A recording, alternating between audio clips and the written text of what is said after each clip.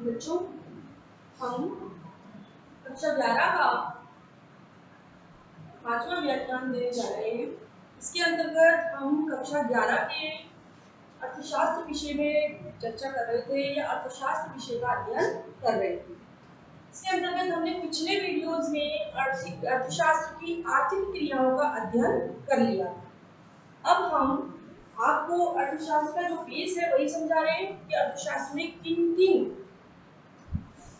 किन जो क्रियाएं हैं उनको हमने सम्मिलित किया, या अर्थशास्त्र में हम ऐसी कौन सी चीजों का अध्ययन करते हैं जो अर्थशास्त्र के लिए जरूरी है या महत्वपूर्ण है। तो हम कह सकते हैं बच्चों कि अर्थशास्त्र की आर्थिक क्रियाओं के साथ साथ अर्थशास्त्र का जो आधार है वो दो बातों पर टिका हुआ है। यानी कि हम कह सकते हैं कि अर्थशास्त्र का समस्त ढांचा दो आधारों पर टिका हुआ है। तो आज हम इसी टॉपिक को लेकर अपने विषय को आगे बढ़ाएंगे बच्चों। तो अर्थशास्त्र के आधार को देखना है। अभी तक हमने क्या पढ़ा? अर्थशास्त्र की आर्थिक क्रियाएं पढ़ी। आज हम पढ़ेंगे अर्थशास्त्र का बेस क्या है या अर्थशास्त्र का आधार क्या है, जिसके आधार पर ही अर्थशास्त्र यानी इकोनॉमिक्स हम अध्ययन करते हैं। आर्थिक क्रियाएं तो वो थी कि अर्थशास्त्र में इन आर्थिक क्रियाओं का समावेश होना आवश्यक है, जिसके द्वारा व्यक्ति या उत्पादक या उपभोक्ता अपनी क्रियाओं को करता है, उन्हीं का अध्ययन था। अब मेन है कि अर्थशास्त्र किस पर टिका हुआ है। ठीक है, तो आज हम इसके बारे में डिस्कस करेंगे बच्चों। पहली चीज लिख सकते हैं, अर्थशास्त्र का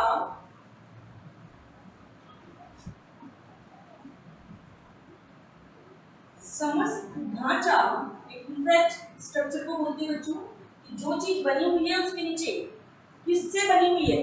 अर्थशास्त्र का समस्त ढांचा दो आधारों पे टिका हुआ है।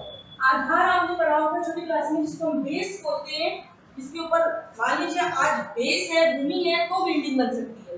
वही चीज है कि अर्थशास्त्र का समस्त ढांचा दो आधारों पर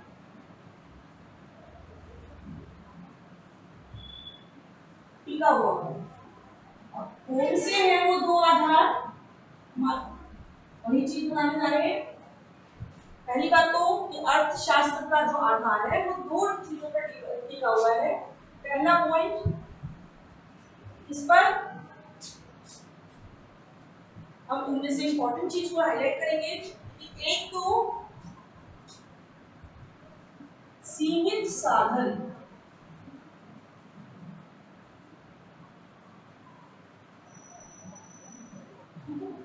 और दूसरी एक सीमित साधन और दूसरा असीमित आवश्यकता।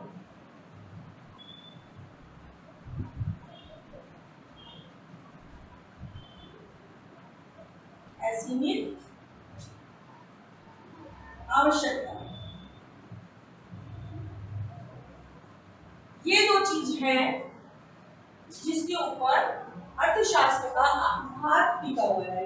तो बोल सकते हैं एक तो सीमित साधन और दूसरा असीमित आवश्यकता। अभी तक बच्चों हमने आर्थिक क्रियाएं समझी थी। आर्थिक क्रियाएं कौन कौन सी बताई थी? आपको ध्यान होगा, उत्पादन, उपभोग, विनिमय, वितरण और राजस्व। ये हमारी मुख्य तौर से जो अर्थशास्त्र में जिन आर्थिक क्रियाओं का अध्ययन किया जाता है वो ये आर्थिक क्रियाएं। इसी तरीके से हम कह सकते हैं कि आर्थिक जो क्रियाएं थी वो केवल क्या बता रही थी कि धन को अर्जित करना। ठीक है, तो आर्थिक क्रियाओं से जो हमने कंक्लूजन निकाला, कल हमने 5 आर्थिक क्रियाएं पढ़ी थी: उत्पादन, उपभोग, वितरण, विनिमय और राजस्व। इसके आधार पर हम कह सकते हैं कि हमने उन आर्थिक क्रियाओं का जो अध्ययन किया वो किसके आधार पर किया? मुद्रा को, यानी कि धन को अर्जित करने की। तो हम इसी के साथ एक बार उस चीज को जोड़ रहे हैं बच्चों, क्योंकि उसकी जो भूमिका है वो इसमें बहुत महत्वपूर्ण कार्य निभाती है। जैसे अब हम बोल सकते हैं कि आर्थिक क्रियाएं जो कि हम पढ़ चुके हैं कल पिछले वीडियो में, आर्थिक क्रियाओं की प्रकृति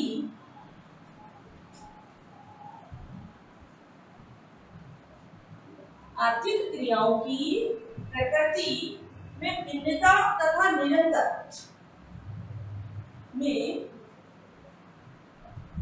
भिन्नता तथा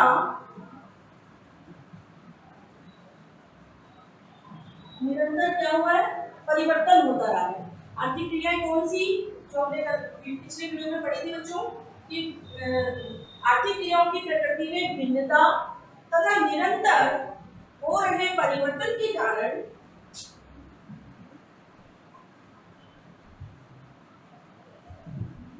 हो रहे परिवर्तन के कारण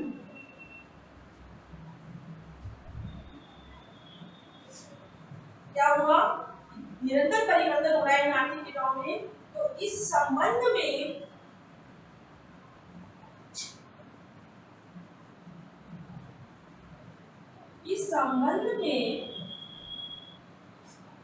हम कह सकते हैं कि अर्थशास्त्र जो है उसके अंतर भी या उसके अंतर्गत भी निरंतर परिवर्तन होते आ रहे हैं। हम कह सकते हैं इस कारण इस संबंध में अर्थशास्त्र में भी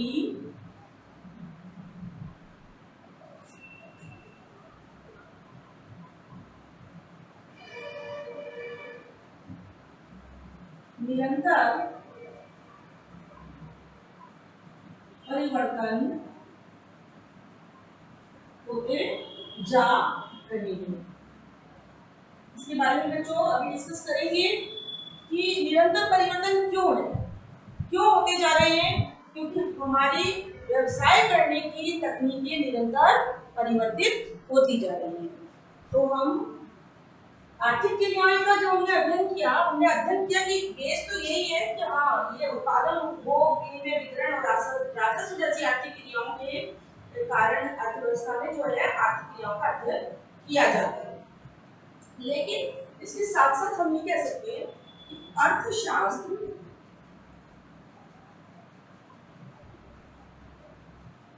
बहुत इंपॉर्टेंट चीज है बच्चों कि अर्थशास्त्र एक विकासशील शास्त्र है।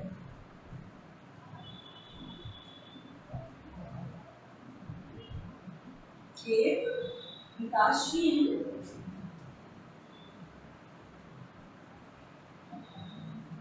शास्त्र है।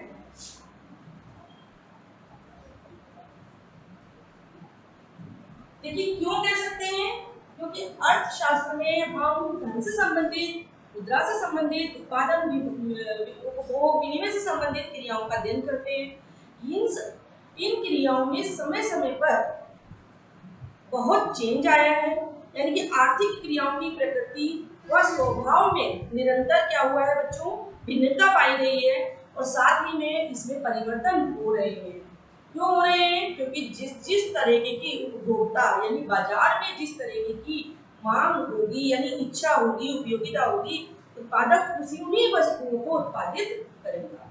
तो इसी कारण से कह सकते हैं कि अर्थशास्त्र एक विकासशील शास्त्र है, यानी कि एक ही चीज पर टिका हुआ नहीं है कि ये चीज ही है और उसमें कोई चेंज नहीं हो रहा और उसी के आधार पर हम अर्थशास्त्र का अध्ययन करते आ रहे हैं या जा रहे हैं।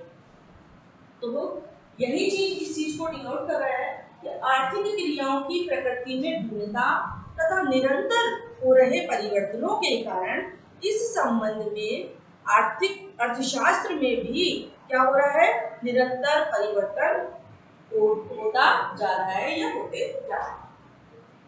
ये चीज समझ में आई कि अर्थशास्त्र एक विकासशील शास्त्र क्यों कहा गया है, ये इसलिए कहा है। हम ये नहीं कह सकते कि अर्थशास्त्र एक शास्त्र है। अगर हम इसमें से इसको विकासशील हटा दें तो हम ये नहीं कह सकते कि अर्थशास्त्र एक शास्त्र है। समझ में, तो हम आर्थिक क्रियाओं को हमने देखा कि ठीक है अर्थशास्त्र में इन्हीं का अध्ययन करते हैं, लेकिन इन आर्थिक क्रियाओं में समय समय पर निरंतर चेंजेस हो रहे हैं।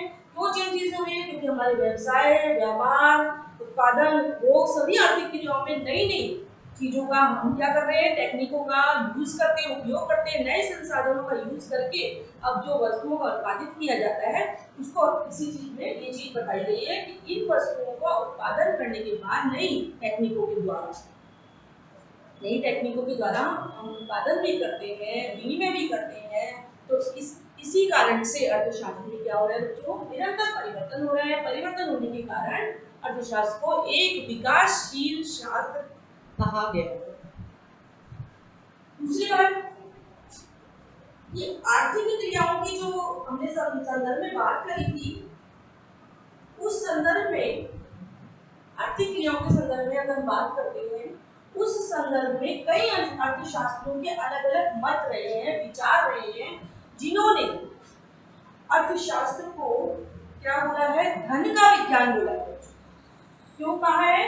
क्योंकि कुछ अर्थशास्त्रों के मत हैं कि आर्थिक क्रियाओं का अध्ययन करने के पश्चात उन्होंने निष्कर्ष निकाला कि अर्थशास्त्र एक क्या है, धन का विज्ञान है। कह सकते हैं इस चीज में कि विकासशील शास्त्र तो है, साथ ही में हम ये भी कह सकते हैं कि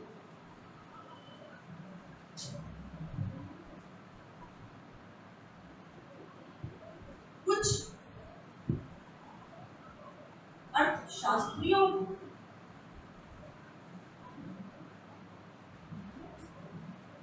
द्वारा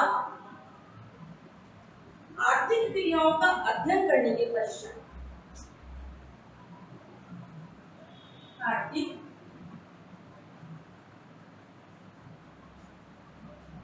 क्रियाओं का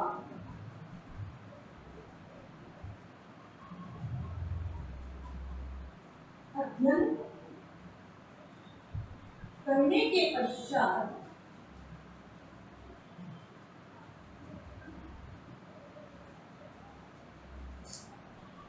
इम्पोर्टेंट है, कुछ अभी हम बताएंगे, कुछ में से मेन क्या है, मुख्य क्या है, कौन से अर्थशास्त्रियों द्वारा इस बात को कही गई है कि द्वारा आर्थिक क्रियाओं का अध्ययन करने के पश्चात मत दिया है, ये विचार दिए हैं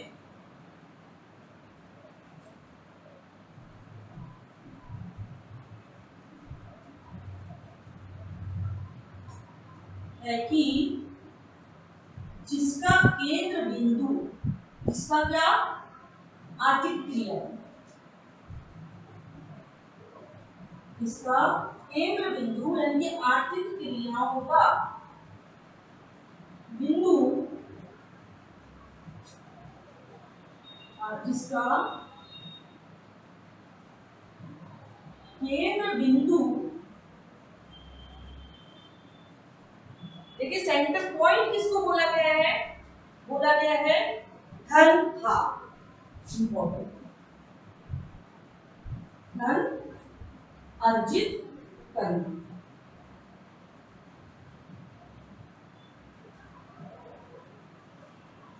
यही चीज हमने देखी। हमने अपने आर्थिक क्रियाओं का जब हमने अध्ययन किया या हमने समझी आर्थिक क्रियाओं को, तो बच्चों हमने क्या चीज देखी कि उसमें सभी आर्थिक क्रियाओं में केंद्र बिंदु क्या था, धन था। तो उसी आधार पर कुछ अर्थशास्त्रियों द्वारा यह कहा गया है कि अर्थशास्त्र धन का विज्ञान है। धन का विज्ञान है, तो हम वापस अपने इस पॉइंट पर आ रहे हैं कि अर्थशास्त्र का जो समझ सिद्धांत है वो दो आधार पर है। पहला, सीमित साधन यानी कि हमारे पास लिमिटेड सोर्स है और व्यक्ति की इच्छाएं, आवश्यकताएं अनलिमिटेड है। सीमित, लिमिटेड, असीमित, अनलिमिटेड, जिनको हम अनलिमिटेड, जिनकी कुछ सीमा ही नहीं है, बढ़ती जा रही है, एक के बाद इच्छा और आवश्यकता बढ़ती जा रही है, वो अनलिमिटेड।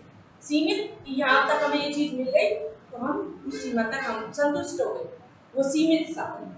लेकिन असीमित आवश्यकताएं जो एक अनलिमिटेड तक एक के बाद उत्पन्न हो गई, तो ये व्यक्ति की जो आवश्यकताएं हैं वो बहुत अनलिमिटेड है, असीमित, साधन सीमित है। अब हम मुख्य पर आते हैं कि हमने जब आर्थिक क्रियाओं को देखा, उनके कंक्लूजन निकाला, तो उस निष्कर्ष में पहुंचे कि आर्थिक क्रियाएं जो हमने पढ़ी थी उसमें केंद्र बिंदु क्या था, हमने का मतलब अर्थशास्त्रियों द्वारा इन चीजों का अध्ययन किया गया और उसके बाद विचार दिए अपने अपने कि अर्थशास्त्र में आर्थिक क्रियाओं का केंद्र बिंदु क्या था, धन था। आर्थिक क्रिया नाम ही पता चल रहा है, आर्थिक क्रिया तो उसका केंद्र बिंदु क्या होगा, धन, पैसे से रिलेटेड ही बात होगी। तो इस संदर्भ में हम आज बात करेंगे बच्चों। वो कुछ अर्थशास्त्री जिन्होंने हमें अभी बताया,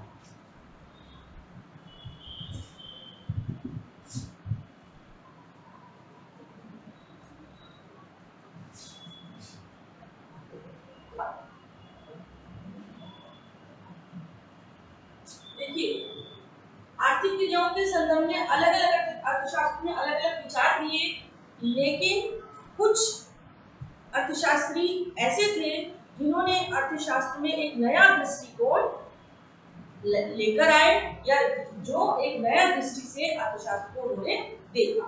जैसे मान लीजिए मैंने बोला मेन जो अर्थशास्त्री थे जिन्होंने धन का, अर्थशास्त्र को धन से जोड़ा, या कंक्लूजन जो है आर्थिक क्रियाओं का धन दिया कि जिनका केंद्र बिंदु धन था, तो वो हमारे जो प्रोफेसर थे वो है, उनका बहुत बड़ा नाम है बच्चों अर्थशास्त्र में, प्रोफेसर एडम स्मिथ।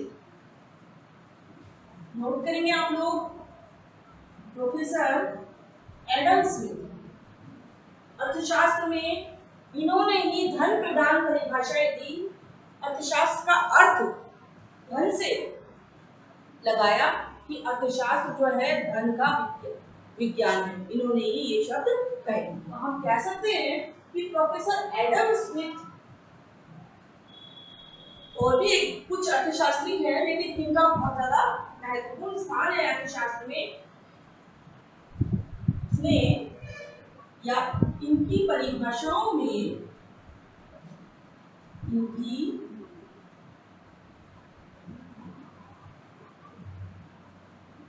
परिभाषाओं में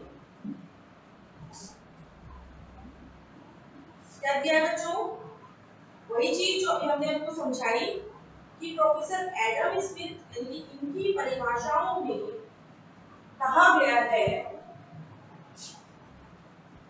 इनकी परिभाषाओं में कहा गया है कि क्या कहा गया, मेन चीज किसको टारगेट दिए इन्होंने, धन,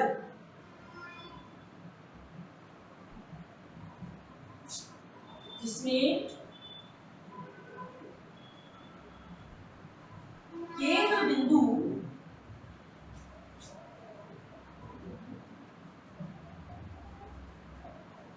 धन, वैल्यू, ठीक है। यानी किसके द्वारा कहा गया था कि केंद्र बिंदु धन है, यानी कि अर्थशास्त्र धन का विज्ञान है, ये शब्द प्रोफेसर एडम स्मिथ के द्वारा कहे जाते हैं, या इन्होंने आर्थिक क्रियाओं के आधार पर ये कंक्लूजन या ये निष्कर्ष निकाला।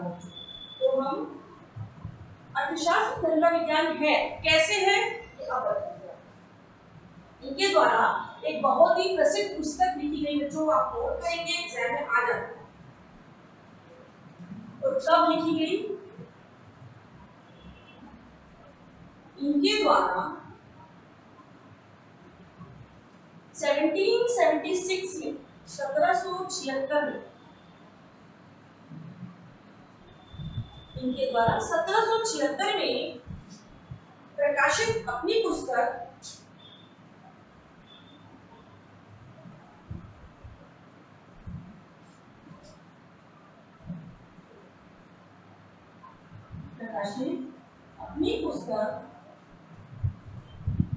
कौन सी पुस्तक लिखी, बहुत इंपॉर्टेंट है, and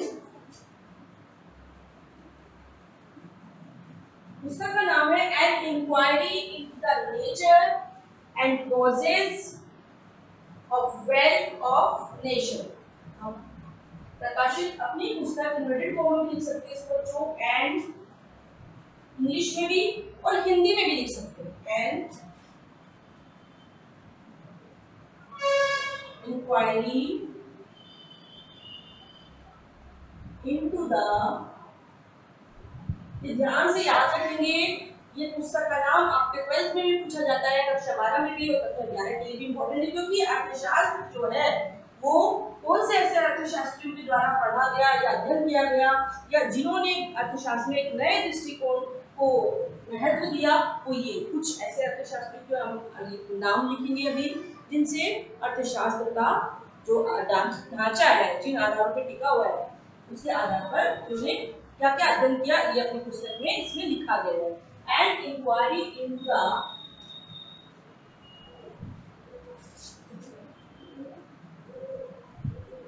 nature of wealth, into the nature and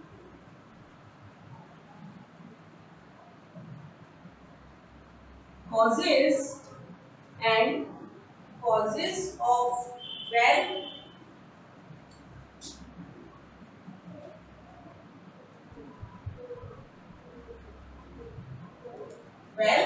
and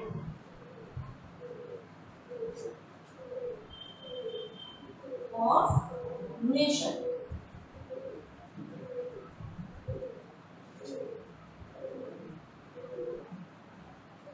इसको बच्चों आप हिंदी में भी लिख सकते हैं, कैसे? एंड ऐसे इंग्लिश का नाम है लेकिन हिंदी में भी लिख सकते हैं, गलत नहीं होगा। And inquiry into the nature and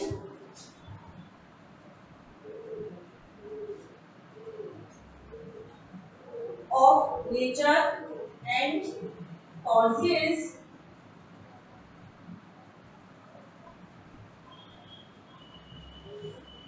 of wealth of nations, of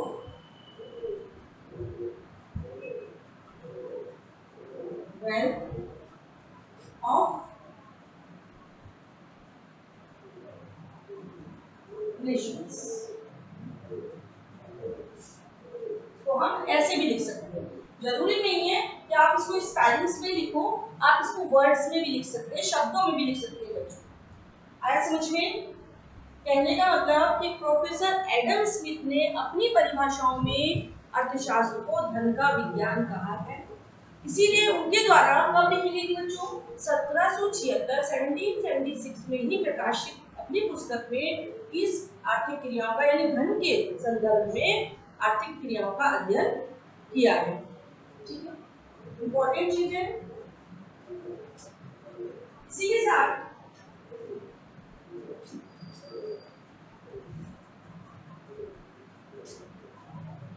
हम प्रोफेसर एडम स्मिथ की कुछ ऐसी बातों पर या उनके विचारों पर हम अध्ययन करेंगे बच्चों कि उन्होंने ये पुस्तक लिखी और किसके द्वारा कहा गया।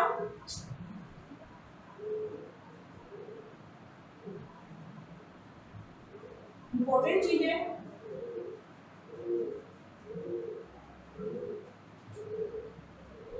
जब पुस्तक लिखी उसके आधार पर कहा कि अर्थशास्त्र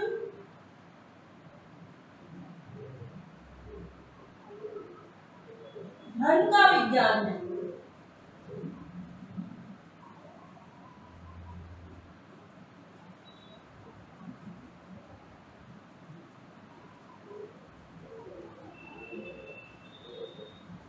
अर्थशास्त्र धन का विज्ञान है।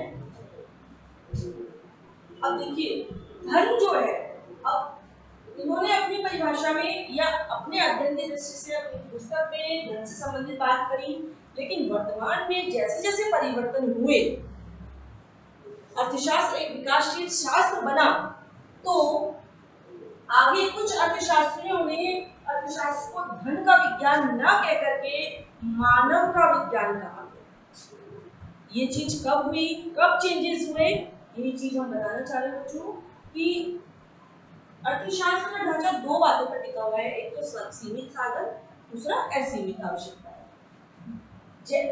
अर्थशास्त्र को धन का विज्ञान कहते कहते क्या चेंजेस आ गए कि अर्थशास्त्र मानव का विज्ञान बन गया।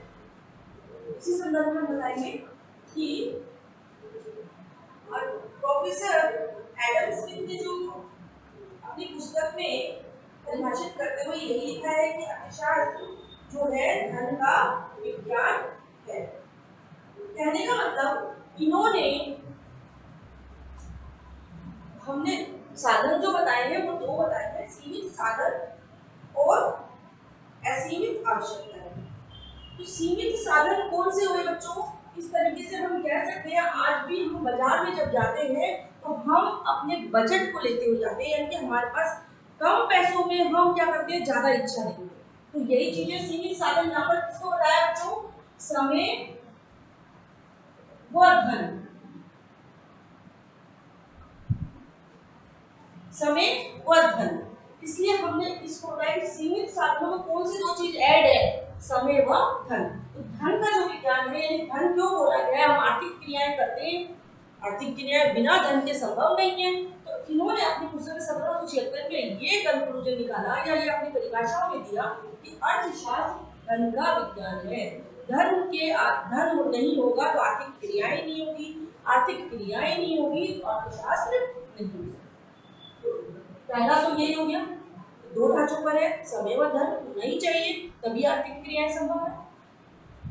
इन्हीं चीजों को हम ये बता सकते हैं कि धन पर उन्होंने आवश्यकता से अधिक जोर दिया, लेकिन मानव की आवश्यकताओं पर नहीं दिया, धन पर ही जोर दिया।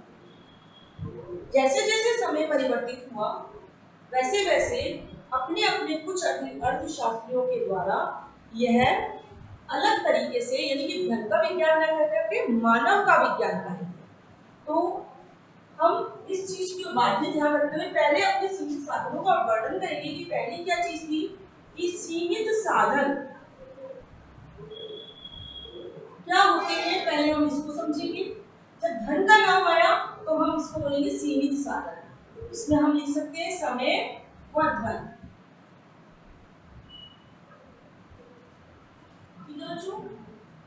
अब हम सीमित साधन या हम सीमितता, एक ही चीज है कि सीमित साधन या सीमितता क्या है। इस तरीके से हम कह सकते हैं कि साधनों की सीमितता से हमारा क्या आशय है।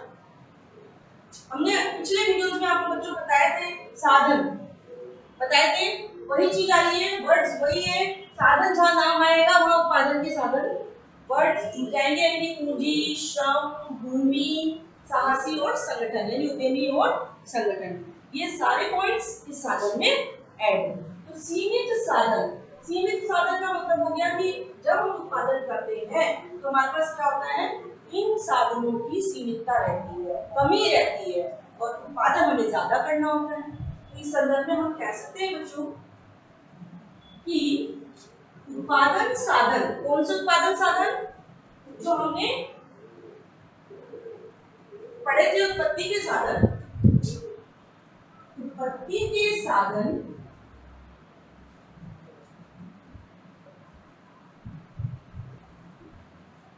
जैसे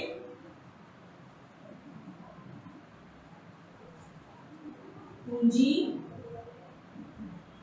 भूमि, श्रम आदि, यही पढ़े थे, भूमि, पूंजी, श्रम आदि। अगर हम देखें इनकी मात्रा आदि की मात्रा जब आदि की मात्रा जब मांग से कम हो जाती है, यानी मांग कौन करेगा, हमने बताया था उपभोक्ता, ठीक है, यानी कि उपभोक्ता अपनी इच्छा ज्यादा रख रहा है और इन वस्तुओं के, यानी हमारे पास साधन सीमित है, प्रोड्यूस करने के साधन सीमित है। जब मांग कम होती है तो क्या होता है, उत्पत्ति के साधन जैसे भूमि, पूंजी, श्रम आदि की मात्रा जब मांग से कम होती है या जब हम बोल सकते हैं कि मांग कम होती है, मांग से ही लिखेंगे बच्चों, क्योंकि हमें मांग ज्यादा बढ़ानी है और मात्रा कम रखनी है, क्योंकि हमारे पास साधन सीमित है। इसी तरीके से हम इसको कह सकते हैं, तो इसी को साधनों की, तो इसी को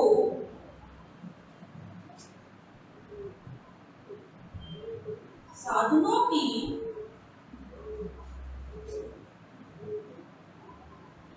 सीमितता या सीमित साधन या सीमित साधन कहा जाता है।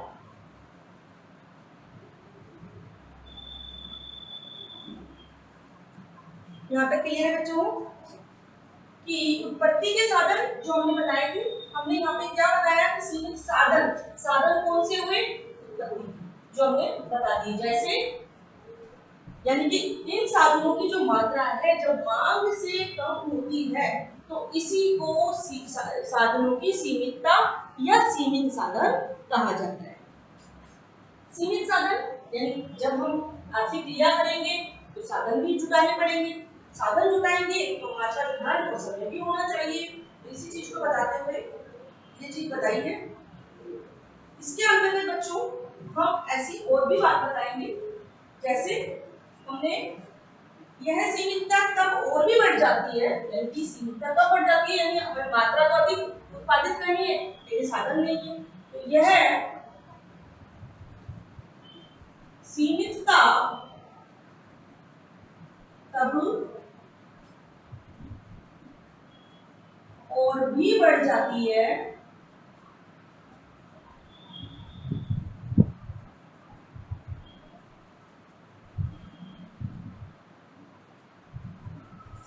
यह सीमितता तब और भी बढ़ जाती है जबकि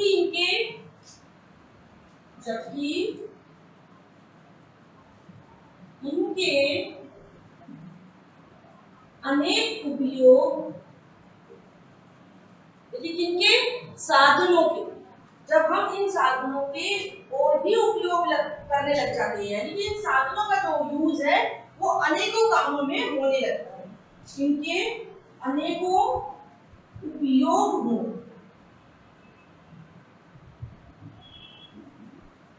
आगे समझ बच्चों कि तब तक तो सही है कि जब तक व्यक्ति अगर एक ही वस्तु की मांग कर रहा है तो मात्रा भी उसी हिसाब से उत्पादित की जा रही है, लेकिन जब इन साधनों का प्रयोग और अनेक कामों के लिए भी किया जाता है तो क्या हो जाएगा कि हमारे साधनों की सीमितता बढ़ेगी बढ़ेगी बढ़ेगी। हमारा एक जिस काम के लिए हमने लिया है वो काम तो हो रहा है, वो तो कम होगा, लेकिन उसका यूज हमें दूसरे में भी करना है तो उसका उपयोग क्या हो जाएगा, बढ़ जाएगा। तो इन साधनों का जब हम अनेक कार्यों में उपयोग लेंगे तो ऐसे में क्या होता है, हम कह सकते हैं तो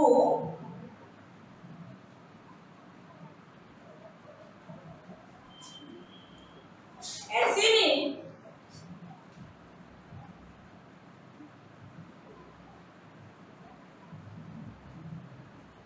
व्यक्ति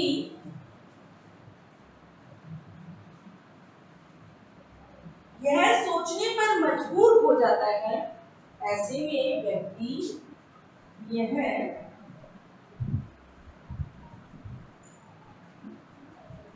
सोचने में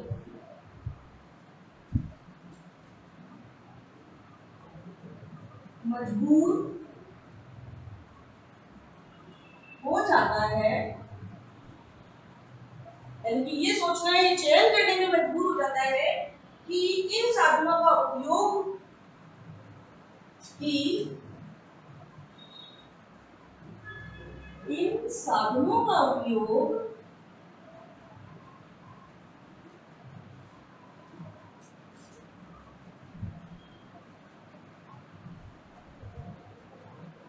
पहले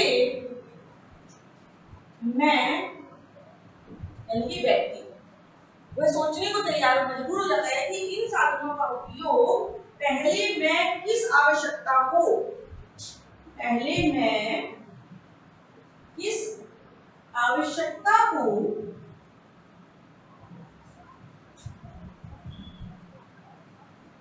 पूरा करने के लिए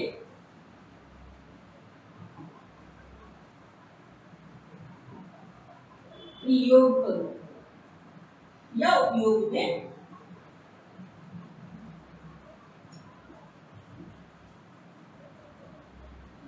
बच्चों कि ऐसे में व्यक्ति सोचने पड़ जाता है कि मैं पहले किस वस्तु का प्रयोग करूं या किस वस्तु को किसमें काम में लूं, या हम कह सकते हैं तथा किस आवश्यकता को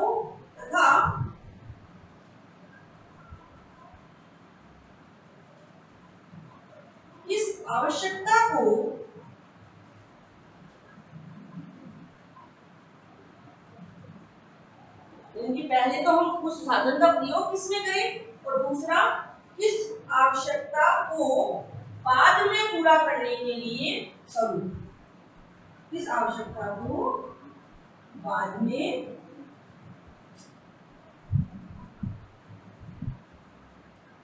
पूरा करने के लिए करूं।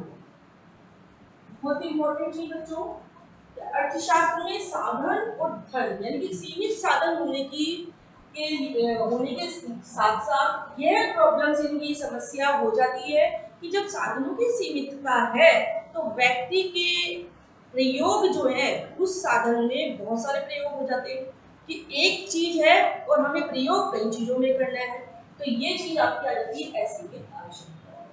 तो अब हम जो है आपको अगले वीडियो में सीमित साधन को कंटिन्यू करते हुए अपनी दूसरी आधार जो है अर्थशास्त्र का दूसरा आधार है असीमित आवश्यकताओं का वर्णन करेंगे। तो आशा है आज के आपको इस वीडियो में अपने अर्थशास्त्र का जो ढांचा है या अर्थशास्त्र का जो आधार है कौन सी दो बातों पर टिका हुआ है, हमने बताया सीमित साधन और असीमित आवश्यकता। सीमित साधन में हमने आपको ये साथ साथ ये भी बताया है कि समय और धन क्यों लिया है, क्योंकि व्यक्ति आर्थिक क्रियाओं का जो अध्ययन करते हैं या आर्थिक क्रियाएं व्यवहारिक तौर पे करते हैं उसमें क्या केंद्र बिंदु है, धन। इसलिए हमने साथ साथ आपको ये भी बताया है कि कौन से अर्थशास्त्रियों के विचार इस संदर्भ में क्या कितने अर्थशास्त्रियों के विचार अलग अलग हैं। तो इन विचारों को भी हमने आज आपको प्रकट किए, जिनमें से प्रमुख अर्थशास्त्री मुख्य अर्थशास्त्री जिनको बोलते हैं सारा श्रेय अर्थशास्त्र का इनके ऊपर जाता है कि प्रोफेसर एडम स्मिथ द्वारा अर्थशास्त्र धन का विज्ञान कहा गया है। धन के विज्ञान के साथ साथ हमने ये बताया है कि धन जो हमने सीमित साधन बताए हैं क्या व्यक्ति किस तरीके से सीमित अपने समय और धन को काम में लेते हुए अपनी आवश्यकताओं को पूरा करता है। तो मेरे कहने का तात्पर्य बच्चों यही है कि आज के इस वीडियो में आप अपने अर्थशास्त्र का जो आधार है, अभी तक हमने अर्थशास्त्र की आर्थिक क्रियाओं का अध्ययन किया था जो कि 5 थी। आज हमने अर्थशास्त्र के 2 आधार बताए हैं कि अर्थशास्त्र किनके ऊपर टिका हुआ है, बेस 2 आधार। तो ये इंपॉर्टेंट है, आपको ध्यान में रखने। इनके कारण कुछ ऐसी समस्याएं अर्थशास्त्र में उत्पन्न हो जाती हैं जिनका वर्णन हमने इस अपने सीमित साधन में आपको यहाँ पर बताया। तो आपको बच्चों समझ में आ गया होगा। आज के हमारे इस वीडियो के सारे नोट्स आप बनाएं, समय समय पर मुझे अपने होमवर्क या नोट्स कॉपी को मुझे करके दिखाएं, तभी मुझे पता लगेगा कि आपको इस सब्जेक्ट यानी अर्थशास्त्र में कितनी प्रॉब्लम आ रही है या कितनों की प्रॉब्लम हमें सॉल्व करनी है, कौन सा ऐसा टॉपिक है जिसको हम डिस्कस करें, वापस से डिस्कस करें। ऐसा कौन सा टॉपिक है जो आपको समझ में नहीं आया अब तक और नहीं आया, तो हम उस टॉपिक को वापस डिस्कस करेंगे जो आपकी प्रॉब्लम को दूर करने के लिए। लेकिन मैंने आपको एक एक पॉइंट टू पॉइंट सारे टॉपिक समझाए हैं, सारे पॉइंट समझाए हैं उसके बिंदु। मुझे आशा है कि आपको ऐसा कोई टॉपिक नहीं लग रहा होगा जो नहीं समझ में, लेकिन फिर भी अगर ऐसी बात है तो आप मुझे समय समय पर होमवर्क दिखाएं, अपने नोट्स दिखाएं, नोट्स दिखा करके अपने सब्जेक्ट में इस नोटबुक में अपने सब्जेक्ट के सारे नोट्स तैयार करें जो आपके लिए परीक्षा की दृष्टि से बहुत इम्पोर्टेंट बातें हैं या इम्पोर्टेंट टॉपिक है बच्चों।